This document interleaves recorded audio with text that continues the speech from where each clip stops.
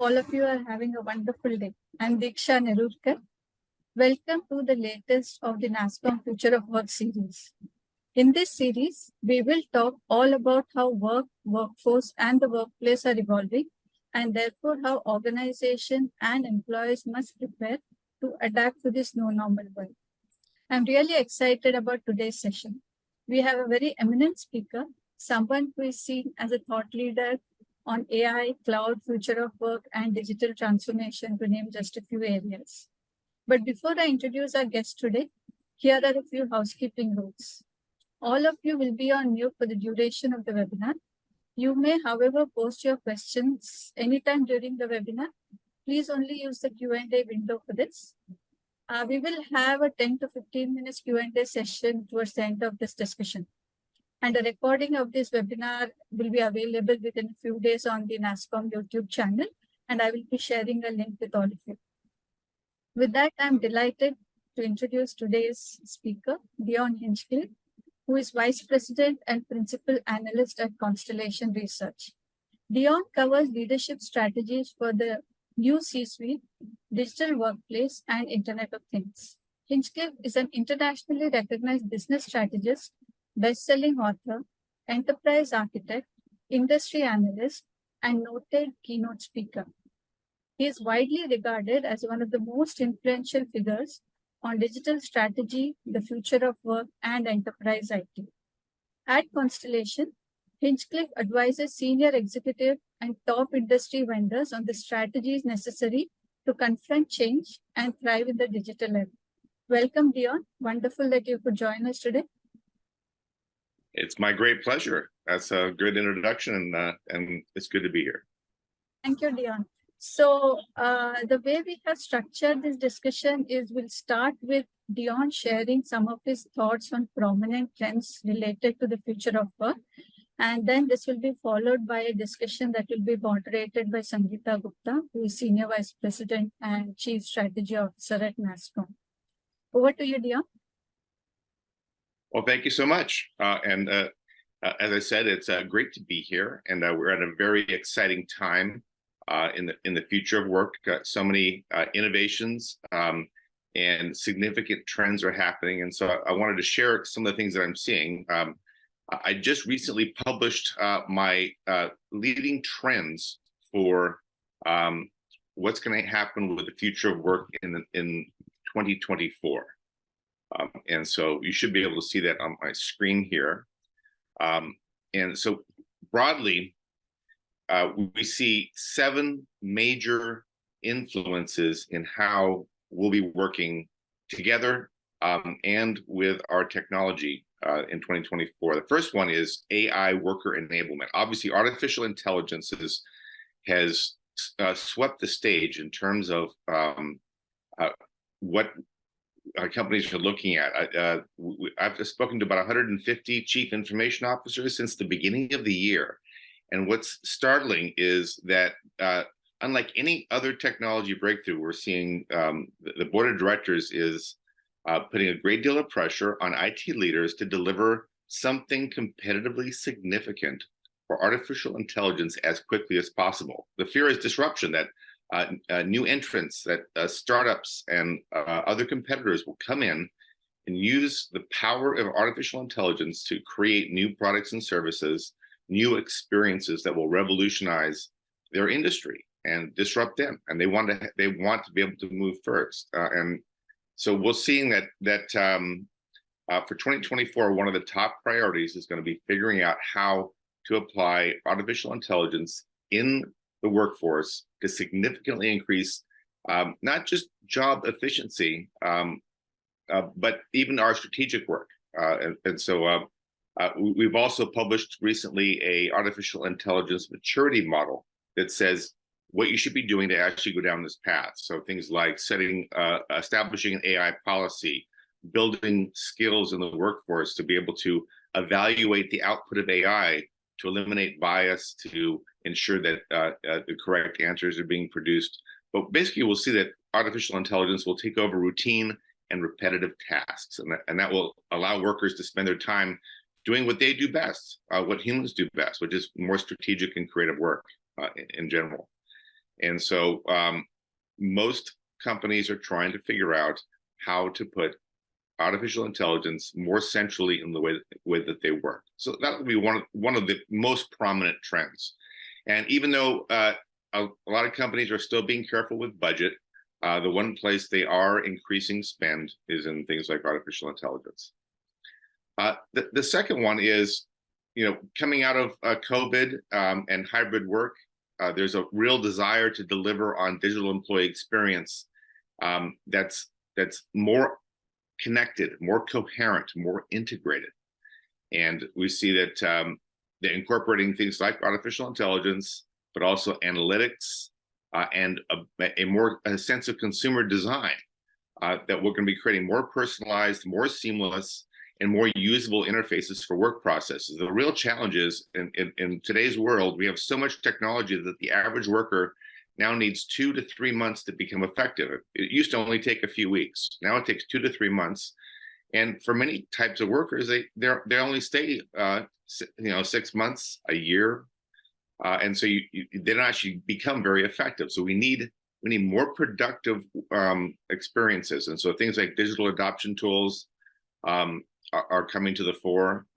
This is something that we see a lot that actually coming a lot out of the Indian industry is how do we make all of that technology far more easy to use, more consistent, more integrated, so that the worker isn't doing all the connection for their work across all the applications they need to do their job. So that's another big trend that we see. And the transformation of work to make things much more automated, especially in operations, is another area where we see a lot of focus. That organizations will be maturing these new highly democratized automation tools. So we see this concept of the citizen developer, that workers will actually be automating a lot of their own work. They'll be using low code, no code, and artificial intelligence development. I was just in San Francisco last week, and I saw being able to either speak or type with a few words, an entire application can be developed, connected to existing systems, and then a responsive application that is already tested and mature, deployed to the user. That's remarkable. And just a few words of text, you can develop fairly sophisticated applications. You can even maintain them this way. And so we're seeing that especially operations staff will be taking these tools and automating a lot of what they're doing, really enhancing the efficiency, and along the way eliminating errors and able to focus on higher order thinking as opposed to a lot of the really low level work. So almost all these trends really are about taking the detailed work that normally we had to have humans do. Humans will still oversee that, but now we're going to have the technology really helping us deliver on that. And hand in hand with this discussion is making workers more effective, onboarding them quicker, making them more effective with technology. So we see digital onboarding and adoption, and to get the most out of our IT spend. We're still greatly underutilizing the IT we already have. In many applications, we're only using 5 to 10% of the features. Now, we don't need to use features we don't need, but we're not taking advantage of the great investments. Here in the United States, we spend an average of $18,000 a year per worker on IT, on all the different applications and all the infrastructure that they use. And they're not getting the full value out of it. And so we really want to ensure that we're getting more ROI out of our existing IT. We're better onboarding workers. The HR Institute shows that the most impactful event in a worker's life is that initial onboarding. And it's also the hardest thing to do well in IT. And I'm seeing an entire cottage industry now forming to create onboarding experiences that really connect the worker to the organization, bring them on board much more effectively, and it becomes both it attracts the best workers, but also retains them. And so we're seeing that bringing them up swiftly into the organization, making them effective, driving employee engagement, making them productive earlier, and increasing the job satisfaction really come out of it. And there's a whole category of digital adoption tools that make that possible too. And I'm also in a lot of the conversations I've had in the last, let's say, last 6 months, there's a real concern about making hybrid work more successful than it has been. We made remote work fairly successful, but now that a lot of people have gone back to the office, there's a divide that has grown between those that are in the office and those that are at home. And so we're seeing that that organizations are now fine-tuning their hybrid work experiments are playing out. They're learning what's working and what's not. They're adjusting their culture. They're taking the lessons learned from the last 4 years or so, and now they're balancing and optimizing their digital workplace so that remote workers and in-office workers are more included. We don't have that divide. Now, there's actually a lot of work left to do in most organizations, and there's still debates, of course, about how much of our organizations will stay remote, but we're never going back to the way it was before 2020. That much is clear. And future events may make us go back to those worlds. So we need to create a strong and vibrant hybrid work model. And then along with that, it's a complementary trend is dynamic work and careers. We're seeing that what I call the designer profession, where you can choose the projects you want across multiple organizations. That gig workers, gig economy for white collar work is here, and it's a big thing now. Millions of workers are now deeply involved in these new dynamic platforms that offer up projects from hundreds or sometimes thousands of clients, and it's very marketplace based. And the workers are rated on what they do. They have a portfolio of work. They can show the dozens of projects they've been on and how successful they've been. And employers benefit from this because they get workers who most want to be on that project. That worker could work on anything, but they chose your project to work on. And so we're seeing that this crowd staffing, along with designer professions, it's a small trend. It's on the leading edge of the future of work, but it's growing very quickly. In fact, in IT, it's about 15%. This is a high watermark. It's the highest penetration. And in professional services and management consulting, it's the number 2 place where this is happening. And so this is not like Uber or DoorDash, which is a food delivery service. This is white collar gig economy, and you can find my short list on this. Short list for gig economy for the enterprise online. It's remarkable the innovation that's happening in that space. And then we're seeing customer and employee experience is connecting better too.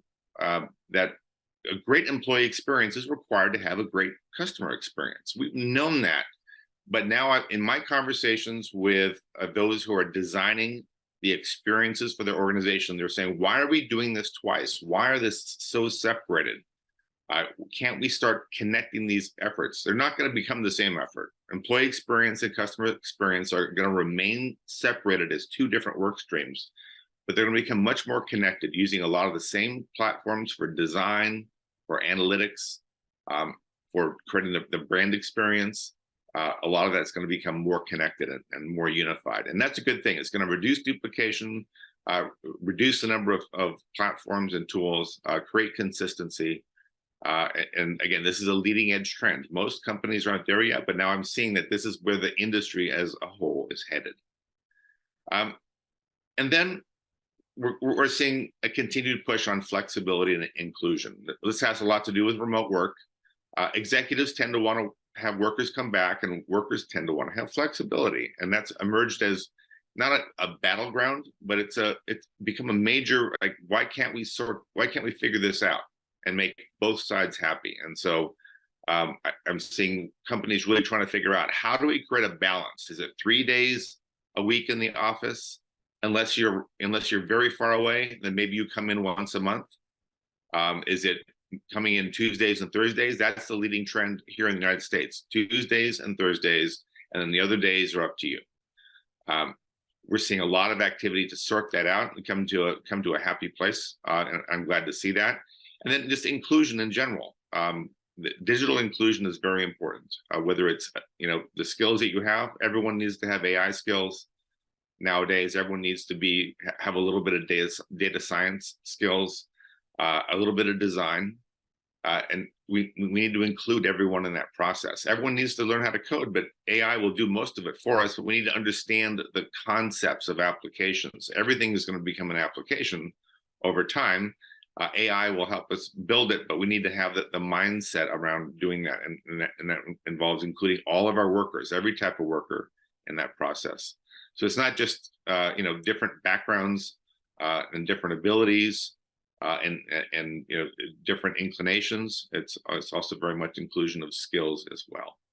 And so the things that I'm seeing make me very happy that we're still making large investments in employee experience. I've not seen the level of investment in employee experience that I'm seeing right now. I've never seen that in my 30 years of doing this. And so why we still have that attention on delivering better digital employee experience and focusing on the future of work. HR and IT professionals should really take advantage of that focus. And if we just do these 7 things, there's more. There are many more trends happening, but if we just focus on delivering on these 7 in 2024, most organizations will be doing quite well. So that's broadly what I'm seeing in terms of what's evolving on the future of work. Thank you so much, Dion. That was a fantastic summarization of the trends. I would now like to invite Sangeeta Gupta, Senior Vice President, Chief Strategy Officer at nasscom, to sort of deep dive into each of these. Over to you, Sangeeta. Thank you so much, Diksha and Dion. That was a phenomenal, I think, glimpse into how really you can think about the future of work in 2024. I think the whole theme of future of work has seen so much transition over the last, I think mostly the post-COVID or the COVID era, that I think every time there's something new, we really have to go back and say, what does it really mean? I wanted to base my questions or my discussion with you based on the trends that you've talked. And I think the first one is clearly around AI and more specifically generative AI. I think you presented the fact that this is the first time we're really seeing a democratization of technology. It's technology that's going to reach every desktop, every laptop, everyone with a mobile phone potentially as we move forward. And that has a lot of implications for the organization and future of work. So more specifically, if I am and given the realm of what nasscom represents, if I am a large IT services company, how should I be thinking about Gen AI and future of work, right? What can you potentially tell us 1 or 2 things that I should prioritize immediately? And of course, what are the other investments that I need to do as an organization to take this forward? Sure. So what I think that some don't understand or don't necessarily appreciate is that there's a great deal of work has to happen behind the scenes to make artificial intelligence effective in the organization. So there's, everything from, just security and privacy. We have to make sure that, that our customer data is being handled safely and fairly, and we're protecting our customers, because everything when you work with AI, it learns from what you're doing and what you tell it. It learns from the questions you ask. And so we have to be careful about our intellectual property, our customers' privacy, our workers' privacy, all those things, because we just have to have those guardrails in there. And so that's really important.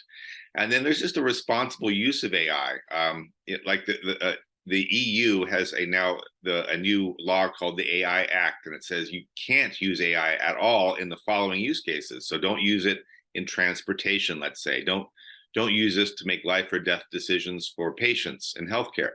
So they're just understanding, making sure that we're adhering to those safeguards. Don't use AI because it's immature.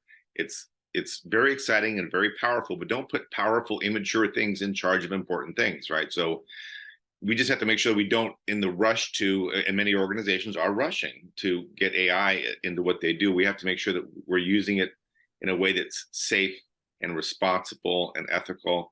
And that requires some infrastructure, it requires policy, it requires governance. And we can't let that slow us down too much either, but organizations need to get their house in order. And then there's all the data that we have to unleash. AI is about a story about our data, all the things we've created together in our organizations. All of our collaboration, all of our knowledge, all of that is going to be transferred and understood by the AI to help us do our work. So, private large language models, that's the big conversation I'm having, is how can I get all of our knowledge into these large language models, but yet we want to control that. We need to make sure we own and control that. And we're not teaching another company all of our corporate secrets and all of our company information. So there's just some fundamentals that have to be done. And our organizations need to invest in the fundamentals. And I'm hearing boards of directors are putting great pressure on saying, do something with generative AI right now before our competitors. They need to offer the resources, provide the resources to make all these things possible. Along with, they can ask these things, but they must provide the resources. So that's very important as well. And I think that once that's in place, I think we should set our workers free to innovate and experiment. So everyone's creating proof of concepts and prototypes with artificial intelligence, and that's good. But they're doing a lot of it in just a center of excellence or just in one place. But AI is going to be a democratized revolution. Everyone is going to be involved, and we want to get the tools in the hands.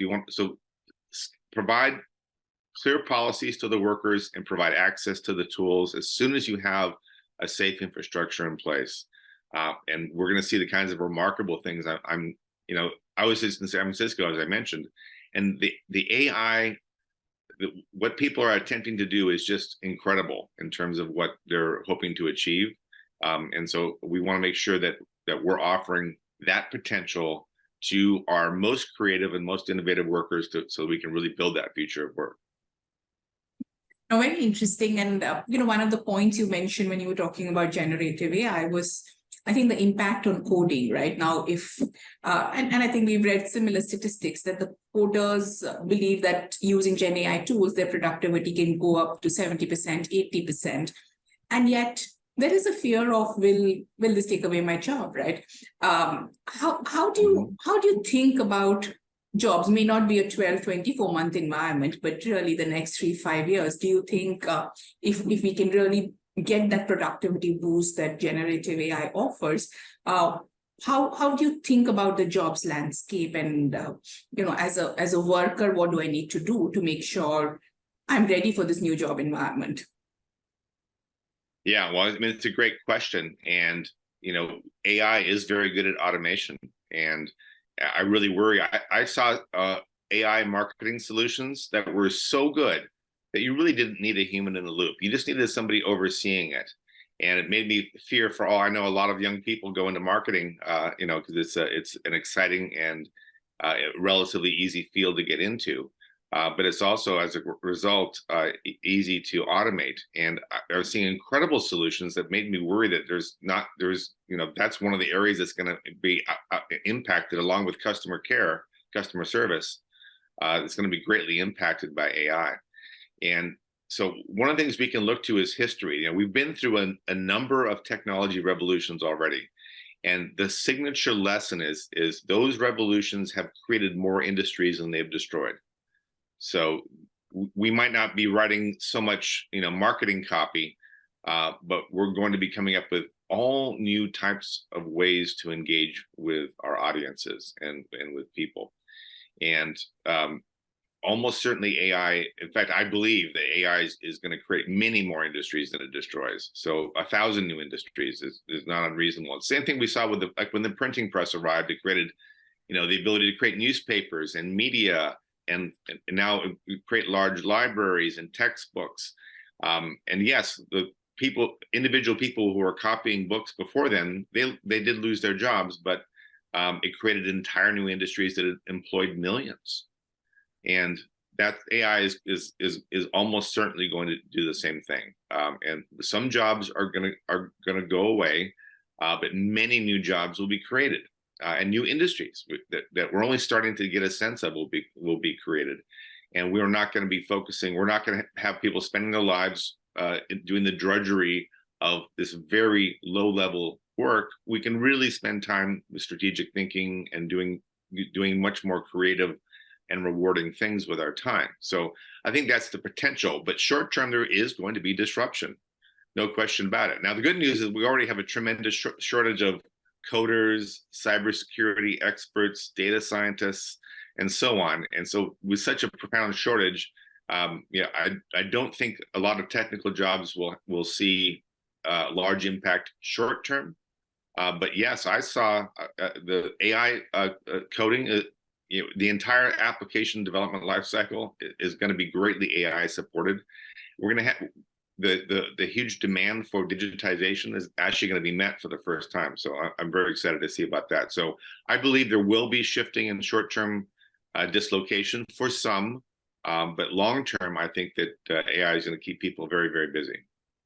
So we hear a lot of conversations around prompt engineering as this new hot career. Yeah. Are you really seeing that? And I'm really not sure it's a long-term career, right? I'm sure it's something that people are looking for now, but it's a skill which may potentially need to be embedded in everything we do, right? Everyone does in some ways. I'm trying to figure that one out myself. And so what we do know that there is a lot of knowledge trapped in these large language models that if you know how to prompt them, you get a lot more information. For example, if you know just asking the question, "Are you sure?" after ChatGPT answers your question, can give you a wealth of knowledge, of additional knowledge and insight. Just saying, "Are you sure?" So little techniques like that can make LLMs that can prompt LLMs to give you a lot more value. Now, I've seen much more sophisticated prompt engineering than that. And it does seem that large language models are providing only a very basic level of functionality if you don't know how to prompt them. If you know how to prompt them, they can provide a lot more value. And given that they're a force multiplier, they're a lever, they're a much more powerful tool, that if you a little bit of prompt engineering can double their value, yeah, that's worth the price of admission. So I do think prompt engineering has real value, and a lot of AI jobs like that we couldn't imagine before. So the ability to detect bias, that's going to be another really important skill. Ability to explain results, to cite sources, to get the LLM to do all that. That's going to be really important to say. Make the AI quickly explain and prove to us that its answer is factual or correct. So we call this grounding now. So the people who know how to keep generative AI grounded is going to be a skill. Adam, I think that's a great point. That think of it as, because you don't want to just become lazy on whatever answer you get to these models, and that's the fact, right? So how do you keep it grounded? How do you do fact checking? I mean, that'll be a new career in itself, I'm assuming. Let's shift gears. Let's shift gears, Dion. And you talked a lot about employee engagement, the digital employee life cycle, and the effort and investment that organizations are already doing and need to do much more around it. Can you provide an illustration of something that you've seen that really stood out, right? Because these are words we've been hearing of employee engagement for a significant period of time, but how can you really enable that well through a digital employee life cycle? Or is it about having your own personal assistant, digital personal assistant through generative AI that will do it? But what's a good use case that you can help us better understand this trend? So so one of the things I actually encourage organizations to do is actually map out your employee life cycle and say, how well are you supporting it? And they usually almost immediately find gaps. Most companies only create solutions for point needs, for specific things. Here's how you manage a project, or here's how you get your benefits. Here's how you collaborate with people. But they don't they don't turn it around and say, all right, let's look at the whole journey. Are we onboarding them correctly? Are we mentoring you properly?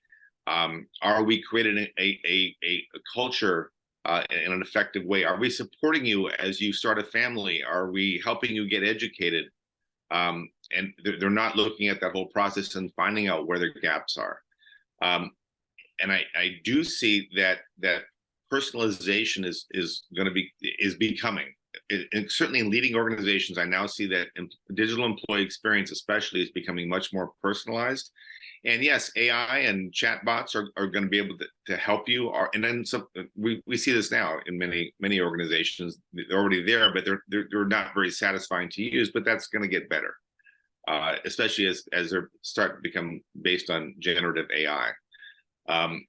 But I do see in best-in-class organizations are providing tools to create a consistent employee experience. One very large company I work with, they've created experiences for the top 100 moments. They've mapped out the entire employee experience. They figured out which are the top 100 moments. They might be directly related to work, or they might be related to supporting the employee. Let's say, how do you go on maternity leave, let's say, for example, and how do you transition all your work, and then how do you get it back after maternity leave? That turned out to be a top 100 moment, but they never thought of it that way until they figured out, so they actually worked with their employees and go, yeah, that's a very stressful time. I'm having a child, I need to transfer my work, I go on maternity leave, and then I need to bring it back. So they had never designed anything for that because they never thought about it before. And then now when they understood that that's really important to their workers' lives, they design an experience for it. That's the future.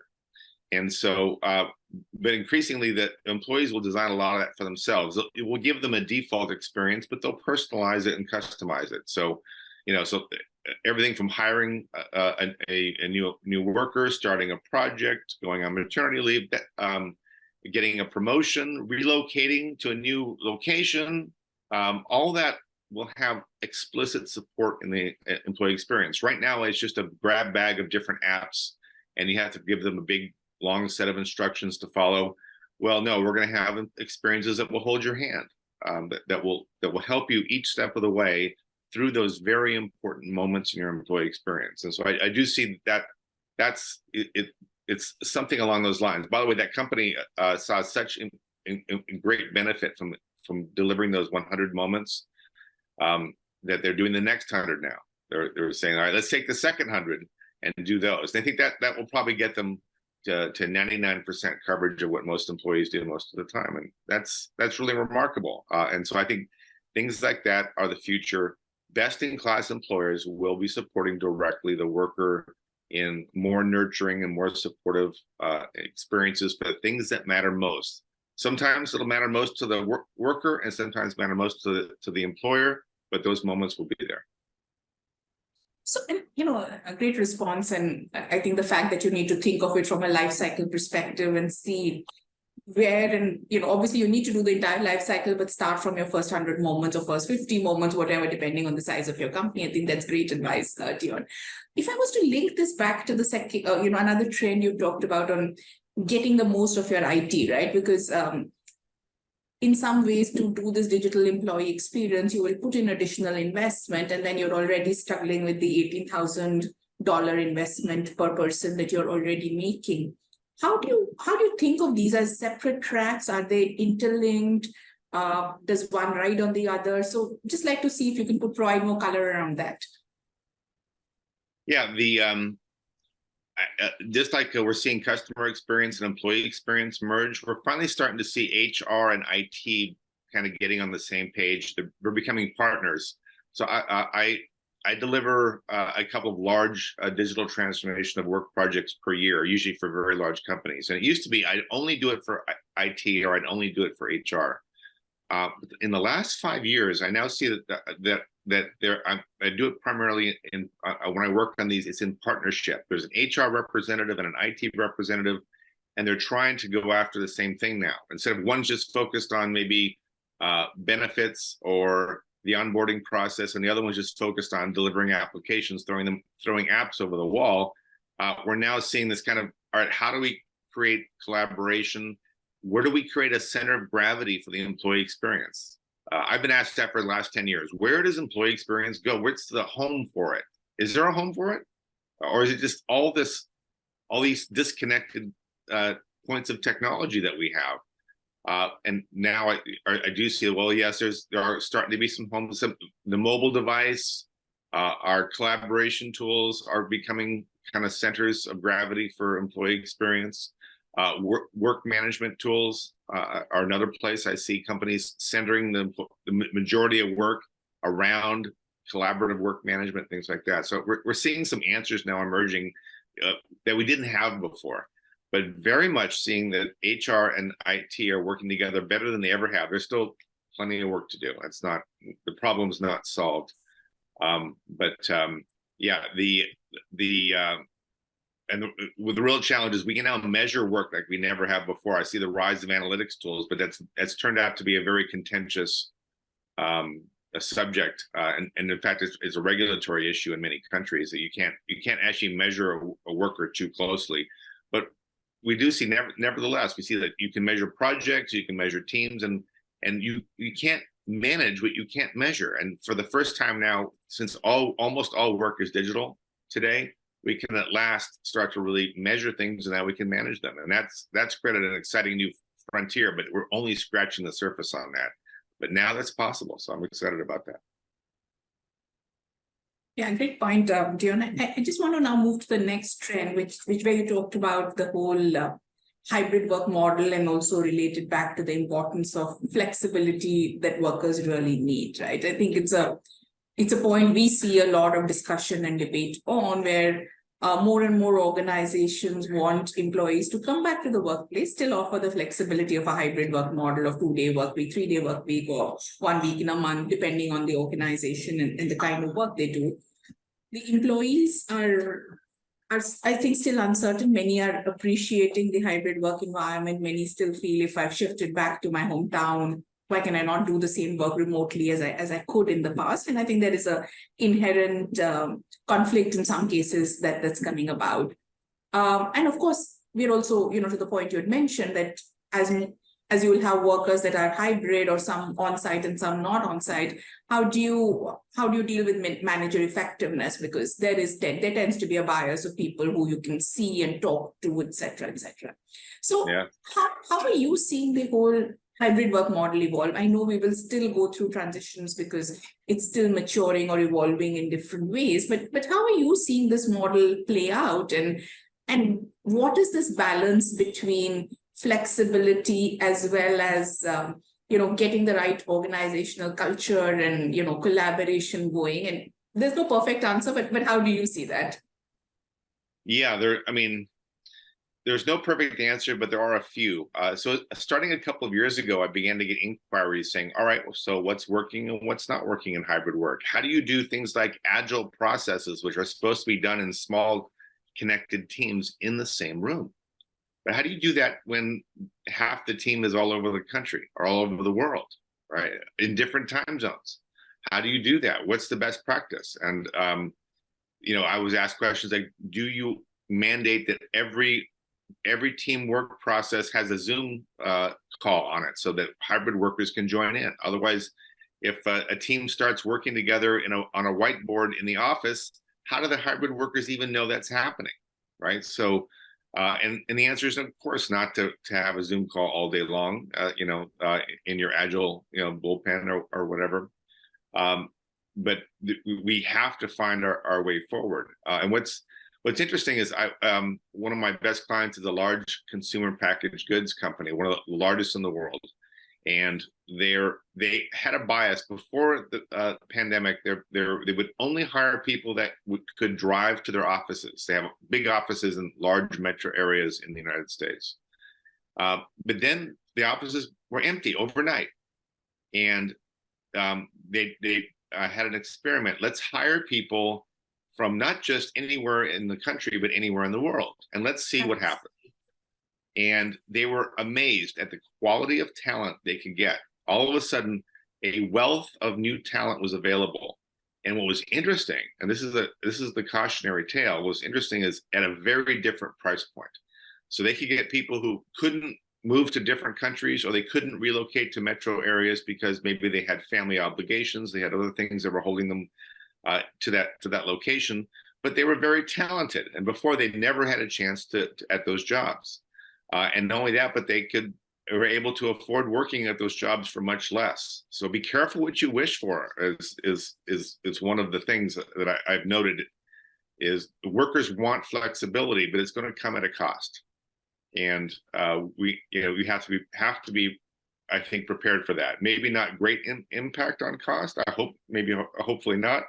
But if you're competing with workers from everywhere now, and you're living in a in a Mumbai, or you're living in a New York City, you're going to be competing with everybody now, and that's going to change things. And you're going to get the flexibility you want, but if you push your employer to do that, just be careful. It's a two-way street. So we have to be aware that there's give and take on both sides to get the world that we want. But by and large, I'm seeing that every company knows they have to support some level of hybrid work. That's the good news. And we are seeing technological solutions emerging for hybrid work. It's just, as humans, we're very slow at adopting technology. So I saw, even within a few months of the pandemic, starting tools that would recreate the water cooler experience, or recreate the hallway experience. They would analyze all the messaging applications, and they would appropriately surface all the buzz and the conversations. They would post when a project was completed or a sale was achieved. They would post the information, and they would show everyone in a dashboard what was going on inside the company. That's great, but most companies haven't adopted those tools yet. Even though we know that the advantage of being in the workplace is you know what's going on. So we now have digital tools that help you know what's going on, but most of us aren't using them yet. So it's just part of it is our own inherent lag in adopting solutions for a lot of these problems. So I now have a whole list of tools that help with hybrid work. I've seen the adoption is still low for these. We say, well, how do we fix the problem? I said, well, you have to fix the problem. It's just going to take us time. And I think hybrid work is going to be in a much better place in 5 years, now that I've seen how slow we are at adopting technology. And the answers are coming. It just is going to take us a while to get there. I think we agree on the point of being very lazy on adopting tools. I think at COVID time, because you were all stuck, we all kind of got onto the virtual calls, right? I mean, I think at least that now it's a habit we love, and I think we got very used to it. But many other tools, I think you're just not as comfortable using, and I think to make that experience really valid for hybrid employees, we have to start that adoption journey. And another interesting thing, Dion, you talked about was this whole dynamic work careers, or the whole gig economy in some ways. And, the gig economy in the past was largely freelancing work, or moonlighting, as we would call it. You do some small project for some company, and that's how you think about it. Yeah, exactly. Yeah. But from what you're talking about, you're saying this is now seriously a career choice you can think about, right? So one, I wanted you to explain how you're seeing this evolve, particularly in an enterprise environment, not only a small startup environment where this was more getting accepted. And two is, if I'm the individual making the choice, what should I be prepared for, right? In some ways, if I want that dynamic work career, what will be the skills that will make me relevant for choosing that career? Yeah, right. Well, it's very interesting. So I do see in industries where there's talent scarcity, or talent is very, very expensive. So I'm sure you've seen the cost of AI experts now is off the charts. So the top end salary for an AI architect in San Francisco is closing on $1 million a year. That's amazing. That's the career to choose. Yeah. So a lot of companies they need a lot of those, but they can't afford them. So and to be honest, they'd often architects make big decisions, but then then the company has to spend years acting on those decisions. Often you don't need the architect full time. So how do you get a little piece of a $1 million person, right? So gig economy platforms for the enterprise are very useful, because you can get data scientists, you can get high-end designers, you can get coders in very rare types of new and emerging areas, and you can get a little piece of them that you need. You don't have to support that salary full time. So I see this in IT, where we have so many skills. IT has a constantly changing and growing set of skills, and you can't hire people full time for every one of those things. And you don't need to do that anymore. You should only hire what you need. And so gig economy for the enterprise allows you to do that. So as I mentioned, I have a short list for, you can find it on Google very easily. Gig economy for the enterprise. It's the top providers that are enterprise class, that they have, they fully vet the workers. They handle all of the paperwork for the employment and all the taxation and all the complications that make it hard for employers to hire from all over the world. They solve those problems, and they specialize in whole teams. So people who already know how to work together, they're already onboarded together. They may have even worked for your company and already know the culture. So and you can use them just for as much as you need, but no more. So we call this in the technology and management consulting business, they call this maintaining a bench. It's very expensive to have people sitting on the bench when you don't need them. But if you let them go, you lose the skills and you lose the knowledge.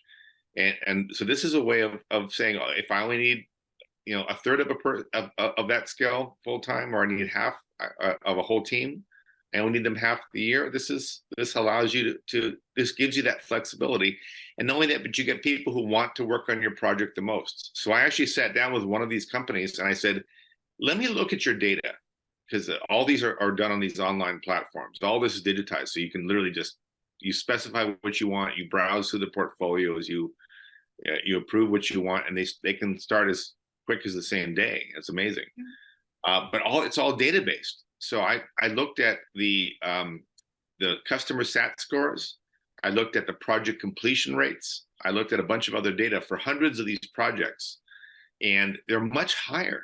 The customers are happier, employees are happier, because they have to also rank how much they enjoyed the project, and the success rates were dramatically higher because you get people who are so engaged. That's the thing they most want to work on, is that particular project. And not only that, but since everything's online, everyone knows there's a high level of visibility, and people behave better and they behave differently when the things are very visible. When they know that work is going to be seen by the whole work, how well they did that whole project will be in their portfolio for the rest of their life. It's the new resume, these new online portfolios for gig economy. So they're motivated for multiple reasons to do very, very well. And so the project success rate is significantly higher.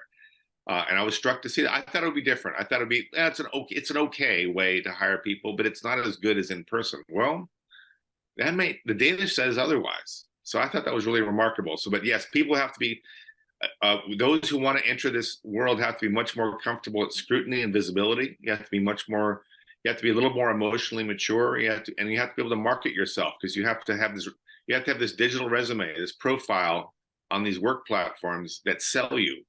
And so you have to be a little bit of a marketer. You have to be a little bit, tolerant of being, I hate to say it, but you're effectively, you are judged on these platforms based on, what your ranking is, and by the way, your fees are also determined how successful your work history has been. So, it's a little bit more of a high wire act, but it'll be attractive to certain people. So, just a follow-up question, Dion, on that. So if you have this gig economy workforce, you have some full-time employees, you have contractual staff. How do you manage this diverse yet blended? You have to blend this workforce, right? So how should enterprises think about who is their workforce as they move forward? Well, yeah, and we see like with so many things today, the boundaries of everything are becoming blurry. So where does my company end and my contractors begin? Type of thing. But we've always had contractors, almost since we've had businesses. So it's not really that new, but it's less tangible, and that's the harder part, because almost all these workers, there are a few that actually specialize in person. A few of these gig economy for the enterprise, they specialize in in-person workers, but that's the exception. And we don't teach managers, and you were talking about middle managers, and I thought that was a great point. Middle managers are often the least prepared. Senior managers are always looking for what's next. They're planning out what's coming. And workers are given so many resources for training and development. And middle managers are often left out. They're just told to figure it all out. and that can be a real challenge. And so, yeah, we see that to do this well, you have to understand how to manage digitally. I call this network leadership. That's the skill we're not teaching in Harvard Business School. That's the it is now on the radar. The conference board, here in the United States, said that's the skill that's lacking the most, is the ability to lead over, lead through a network, a digital network if necessary. There's many kinds of networks, obviously, but we primarily taught management in person, because that was the environment. So we taught how to manage people in a physical environment, but we now live in mostly a virtual environment. And in big companies, even if you're making everyone in the office come into the office, you're still virtual because you're so big. A lot of the people you work with are never going to be physically with you anyway inside your organization because you're so large. So we needed this network leadership. And so that's what's lacking in middle management, and it's lacking in senior management. One of the reasons they want you to come all into the office is they don't know how to manage a large virtual organization through a Wi-Fi connection. That was not how they didn't develop their skills that way. That's not the way that they were taught.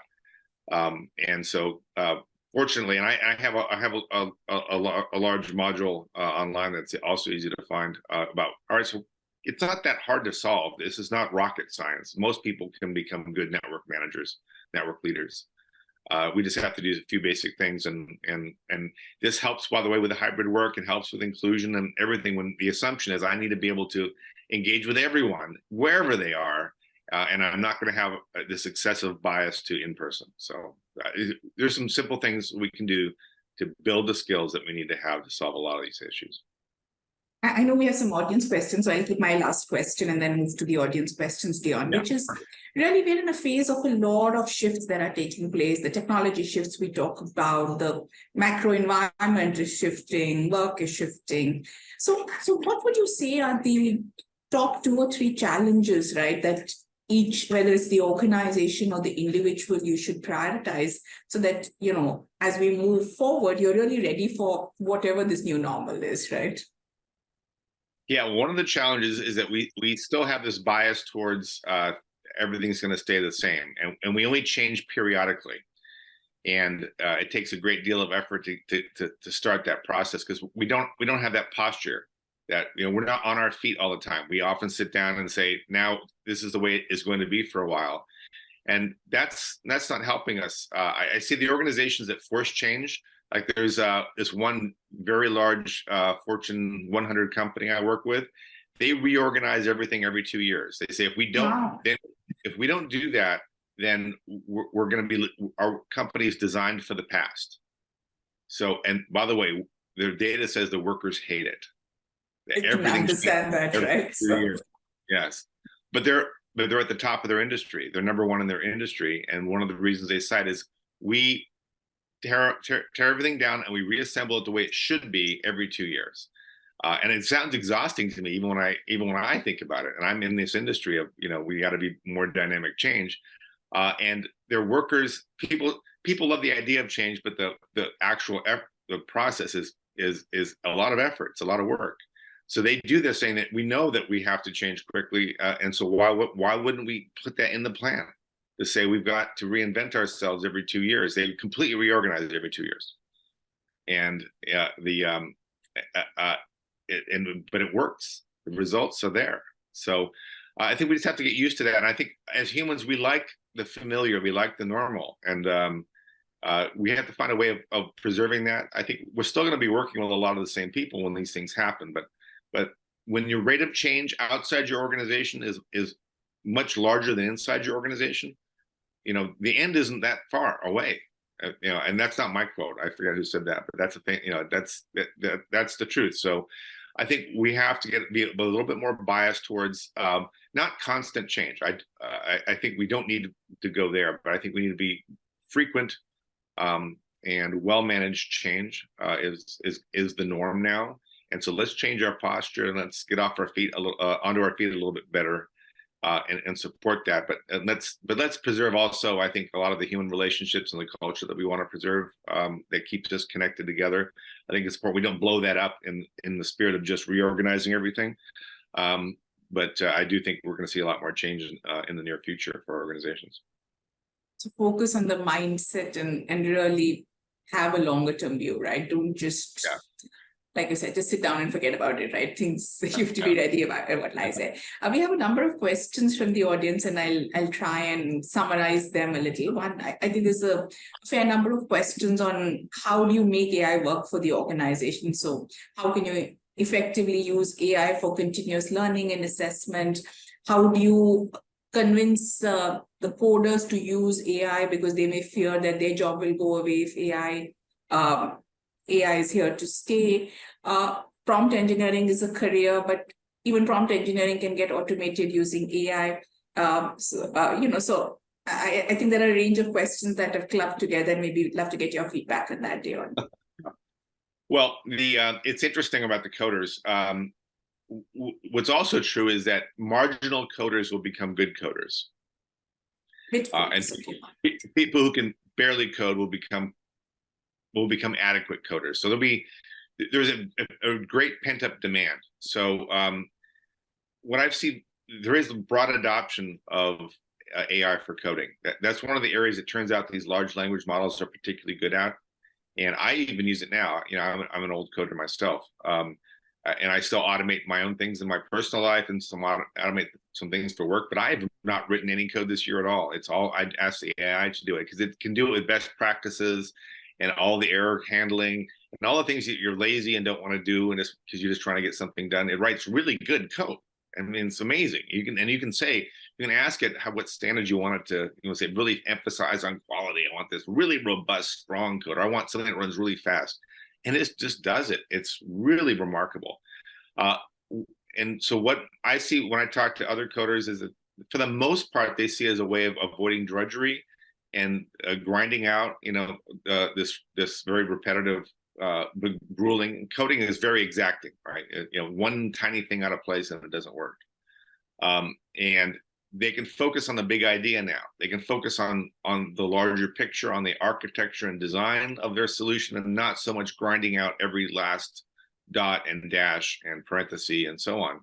And you don't have to write all the robust, error handling and everything. So I think most coders are convinced that it can make them more productive. They can spend more time doing what they're always neglecting, which is the design, the architecture, reducing what we call technical debt. There's a lot of coding is so arduous that you just barely get it done and you ship it because you're out of time. No one wants to spend any more money on getting that done. You move on to the next thing, but you have a very fragile and weak system. So I think a lot of it we're going to see is higher quality, improvement in the overall design and architecture of our systems, because our coders now, instead of being sunk into the details, are able to really sit back and think. And this is a microcosm of all knowledge work, by the way.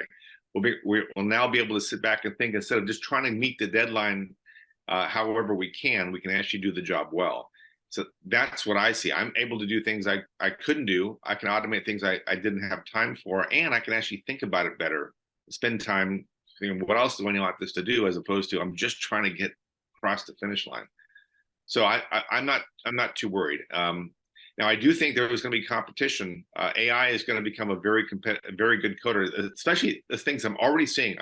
As I mentioned, I saw this week an AI that does the entire application lifecycle, from creating the application to maintaining it to supporting it. It does everything. You don't need a person at all. That's interesting. That's coming a little faster than I thought it would. So I think there's as I mentioned, a potential for short-term dislocation in the next 2 years, but into those people can move into these new industries that will emerge. I think there's some related questions around how do you treat the importance of, or how do you educate the importance of data privacy security if you're moving with this gig economy workforce, or even with your employees, right? And how does it become inherent on what you can do without having like tedious governance processes, right? Yeah, well, you can. What's interesting is you can automate a lot of it now, of course. And I do the coverage for our governance, risk, and compliance platforms, and a lot of them have gone from record keeping to they're active. They actually they help enforce. They help notify employees that they've gone outside the margins. They say, you've crossed this compliance boundary. We just need you to get back in. Here's the steps you need to get back in. And before, we just tracked what the policy was. We didn't actually spend time enforcing it or tracking it or anything. But so I do see this now kind of safety net emerging for governance, risk, and compliance to help managers and workers know when they've. You can't teach everyone every policy. It's just not possible. And we are becoming a world where we have a lot more digital policy. So I think these digital safety nets is what is where most of it's going to happen inside the AI systems, but in all IT systems. I'm seeing this everywhere in everything. So that's the good news. And what's nice is with a safety net, workers don't have to worry, am I complying with the policy, knowing that they're going to be guided back into compliance if they go outside of it, and not worried about just doing something wrong. That's the word. Hiring very creative people and then giving them all these rules is not really a good thing, is what we've learned. But if they feel confident that they'll be constructively led back into compliance whenever they go out, they don't have to worry about the policies. They don't have to overthink everything that they're doing. They can just focus on being great at what they do. So I think this automation for that sort of thing is going to be a very good thing. Very interesting. I love the point on the bit coder and the adequate coder. And so, how do you really upskill or enhance your own productivity and get out of the drudgery, right? In many ways that you said that. Right. I know we're going to run out of time, Dion, so just my last question, because there are some aspiring AI professionals who are on this call, and they're really saying, what's your advice for, students who are currently studying AI, right? What should their focus be? Well, the generative AI is an unbelievably intensely innovative place. I go on on sites like GitHub and just track what's going on there. I've never seen. I've been in the industry a long time. I was there for the original .com boom, where all these insane ideas of very big, and online is the future of everything, and people back then even laughed. They said online is not the future of everything, but it turned out that they were right. But study what's happening out there and get a sense of this very strong currents that are happening. So the top 10 projects, AI projects on GitHub change every day. I can't believe it. And I go the next day and there's a whole new set of projects with thousands of people involved in them, creating these amazing generative AI platforms and large language models, foundation models, and things that will detect bias inside them, or things that will explain how they work. So explainability is a whole field in and of itself. So you have to understand the field to know what part of it will draw you in. And generative AI is turning into a very large industry and a very large field overnight. And so just by watching what's going on and seeing all the different sub-threads and understanding where you want to be involved, what inspires you, because this whole space is empty. There's room for millions of people, and it's growing so rapidly in all these different directions. So things like artificial general intelligence, there are people working on it on GitHub. The startups are barely working on it, but the open source community is on it. So if you want to get involved in very advanced types of things, you can get involved today in these projects you won't get paid, but you can take your passion and get involved in the ground floor of AI right now on these open source projects, which are, I think, evolving significantly ahead of the startup industry, just because they can organize thousands of people so much more quickly. So get involved, and anyone can right now. And so don't wait. Start to learn the space because it's so large already. Like just understanding transformer models. I had no idea. 2 months ago, I didn't know what a transformer model was. Now it's an entire industry, right? So get out there and find out what inspires you and get involved. That's what I say. Get involved, learn it yourself. I think it's really learning by doing, right? I don't think there's anybody out there to tell you this is what you need to do. I mean, there is some part of that, but it's so much more important to get the experience of really getting involved and learning and coding and doing it yourself and contributing back to the ecosystem. Right. Oh. Thank you. Thank you so much, Dion. This has been such a phenomenal conversation, and we truly appreciate you getting up so early to join this call. We hope that next time you're visiting India, we can do this in person and take this conversation forward. So. Thank you so much for having me, Sangeeta. Thank you so really- much. Thanks so much. Thank you, everybody, for joining in. Bye-bye.